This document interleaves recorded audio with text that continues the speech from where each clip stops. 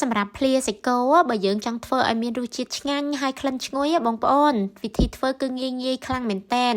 ធ្វើត្រឹមតែ10នាទីអីគឺយើងបានញ៉ាំហើយណាជាពិសេសរសជាតិនៅពេលដែលយើងធ្វើចេញមកគឺឆ្ងាញ់ខ្លាំងមែនតែនហើយសំខាន់ណាក្លិនណាក៏ឈ្ងុយខ្លាំងដែរដោយសារយើងដាក់គ្រឿងត្រូវជាមួយនឹងរសជាតិរបស់វាសម្រាប់ម្ហូបមួយមុខនេះបងប្អូនចង់ធ្វើញ៉ាំជាមួយបាយក៏បានឬធ្វើជាប្រភេទគ្រឿងក្លែមគឺរឹតតែត្រូវសម្រាប់គ្រឿងក្រៅនៃការធ្វើភ្លាសាច់គោនេះនាងខ្ញុំមានបន្លែដូចជាការ៉ុតស្ពៃក្តាប់ស្វាយម្ទេសធំពណ៌ខៀវម្ទេសធំពណ៌ក្រហមសណ្តែកគួរ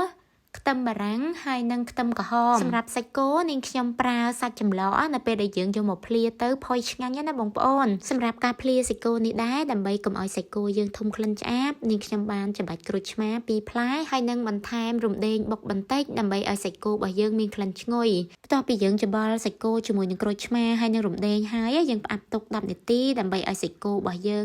រាងសពបបន្តិចហើយនឹងបាត់ក្លិនឆ្អាបរបស់សាច់គោនឹង 100% តែម្ដងបន្ទាប់ពីយើងផ្អាប់ទុកគ្រប់10នាទីហើយយើងយកសាច់គោហ្នឹងមកពូតយកទឹកចេញរួចទុកមួយឡែកសិនណាបងប្អូនឥឡូវយើងងាកមកលាយគ្រឿងក្រៅសម្រាប់ធ្វើភ្លាសាច់គោរបស់យើងវិញម្ដងហើយសម្រាប់ទឹកត្រីនាងខ្ញុំប្រើ3ស្លាបព្រាបាយស្ករត្នោតកន្លះស្លាបព្រាបាយប៊ីចេង1ស្លាបព្រាកាហ្វេ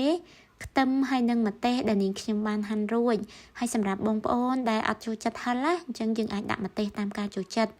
ហើយអ្វីដែលរឹតតែធ្វើឲ្យភ្លាសាច់គោរបស់យើងមានក្លិនឈ្ងុយគឺនាងខ្ញុំបានបន្ថែមស្លឹកក្រូចសើចហាន់ជាចំណិតស្ដើងហើយចុងក្រោយនាងខ្ញុំបានច្របាច់ក្រូចឆ្មា1ផ្លែកន្លះចូលសម្រាប់រសជាតិភ្លាសាច់គោចង់ឲ្យមានរសជាតិឆ្ងាញ់គឺយើងលាយទឹកត្រីឲ្យមានរសជាតិរៀងដិតបន្តិចមកណាបងប្អូនជាពិសេសគឺរសជាតិជូរអែមប្រៃហឹរនឹងតែម្ដងបន្ទាប់ពីយើងដាក់គ្រឿងផ្សំនិងភ្លក់ត្រីចិត្តហើយគឺយើងអាចដាក់សាច់ជាមួយនឹងបន្លែចូលបានហើយណាបន្ទាប់ពីយើងដាក់សាច់ជាមួយនឹងបន្លែចូលរួចរាល់ហើយគឺយើងច្របល់ប្រហែល4ទៅ5នាទីយើងអាចដាក់ស្លឹកជីជាមួយនឹងសណ្តែកដីចូលបានហើយណាបងប្អូនរួចយើងច្របល់ប្រហែល1នាទីអីទៀតណាទើបនាងខ្ញុំដាក់គល់ក្រីចូលហើយសម្រាប់គល់ក្រីនេះដែរនៅពេលដែលយើងយកមកដាក់ជាមួយនឹងភ្លាសាច់គោអញ្ចឹងរឹតតែធ្វើឲ្យភ្លាសាច់គោរបស់យើងមានរសជាតិឆ្ងាញ់ជាពិសេសពេលដែលយើងញ៉ាំទៅប៉ះគល់ស្លឹកគ្រៃហ្នឹងរឹតតែធ្វើឲ្យភ្លាសាច់គោរបស់យើងមានក្លិនឈ្ងុយហើយរសជាតិវិញក៏ឆ្ងាញ់ខ្លាំងដែរឥឡូវការបង្ហាញពីមុខម្ហូបភ្លាសាច់គោរបស់នាងខ្ញុំបានបង្ហាញជូនបងប្អូនរួចរាល់ហើយ